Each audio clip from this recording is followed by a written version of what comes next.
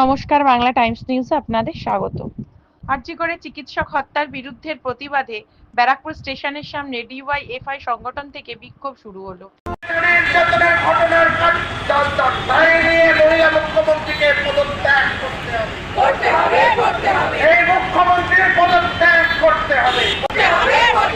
এই রাজ্যে আইন শৃঙ্খলা অবনতি হচ্ছে কেন? রাজ্য সরকার জবাব দাও। এই রাজ্যের লোকদের নিরাপত্তা কোথায় কেন? রাজ্য সরকার জবাব দাও।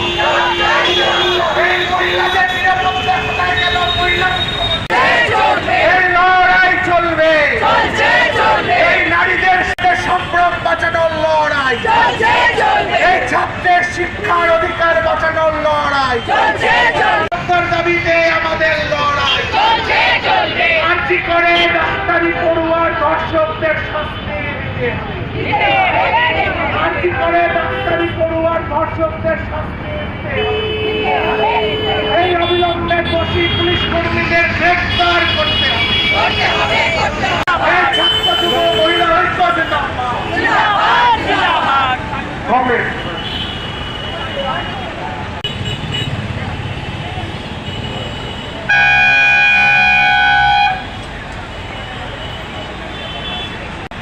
এই অঞ্চলের প্রত্যন্ত মানুষ, ব্যবসায়ী, মহিলা সমিতির ডাকে আমরা ব্যারাকপুর স্টেশনের বুকে সংগঠিত করছি, তা আপনারা ইতিমধ্যেই সবাই অবগত। আমাদের কিছু নির্দিষ্ট কিছু দাবি দেওয়া আছে।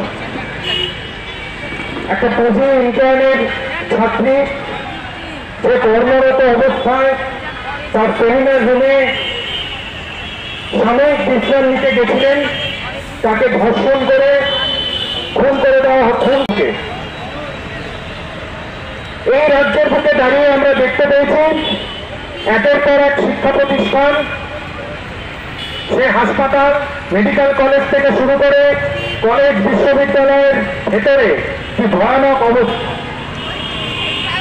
আমরা দেখেছি যে কিভাবে হাসপাতালগুলোতে সিন্ডিকেট রাজ চলছে, কিভাবে হাসপাতালগুলো দুর্নীতির আশ্রয়ে পরিণত হয়েছে।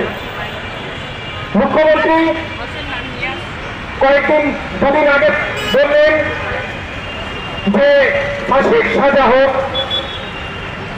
আরেকজন বললেন এনকাউন্টার হোক, কিন্তু এটাই তো পথ। একটা নামকার রাস্তে গ্রেপ্তার করা হলো একজন সিভিক ভলেন্টিয়ারকে। আমাদের প্রশ্ন, সেই সিভিক ভলেন্টিয়ার হাসপাতালের সেমিনার রুমে কিভাবে তার যাতায়াত, একটা সেমিনার হল, একটা মেডিকেল কলেজের